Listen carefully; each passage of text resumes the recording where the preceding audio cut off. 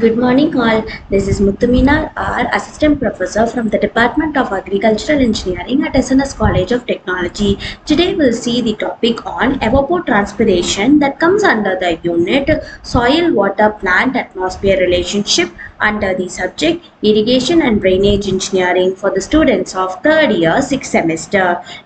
We will discuss as an essential concept in irrigation engineering and water management because it explains how water applied to agricultural fields eventually returns to the atmosphere. Understanding this process helps us to determine how much water crops actually require. Before we explore this topic, let us recall some important concepts such as water potential, infiltration models, hydraulic conductivity, rooting depth, and crop coefficients which influence the movement of water within the soil plant system.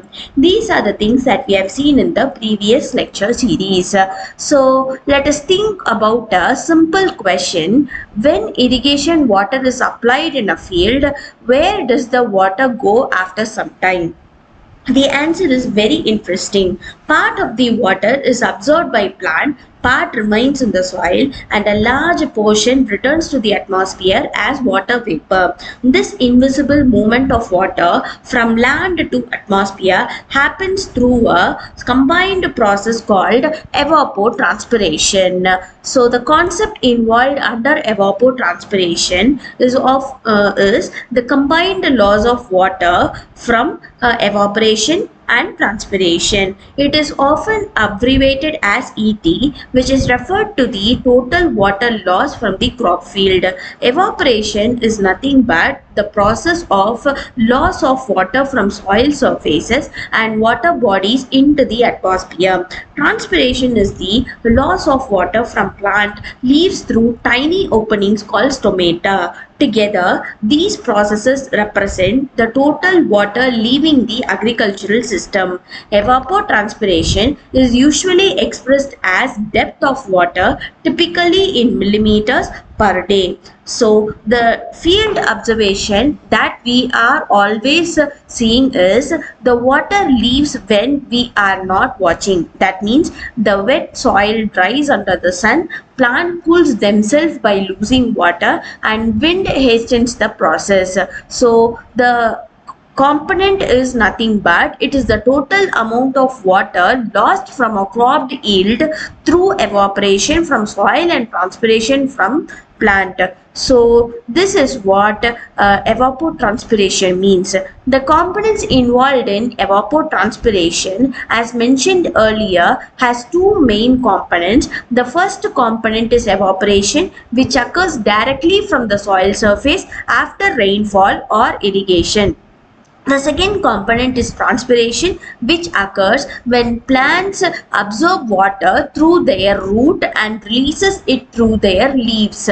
So both the components together determine the total water loss from agricultural fields. So the importance involved in irrigation engineering is it plays a crucial role in irrigation planning and water resource management. By estimating ET values, farmers and engineers can determine the water requirement of the crops, the timing of irrigation, the amount of water that must be applied, and the accurate estimation of evapotranspiration helps improving the crop productivity while conserving water resources. So the types involved under evapotranspiration are reference evapotranspiration, crop evapotranspiration. These concepts are closely related to the crop coefficient used in irrigation calculations. The reference evapotranspiration represents water loss from a standard reference crop, usually the grass. Crop evapotranspiration represents the actual evapotranspiration for a specific crop under given conditions. So the factors involved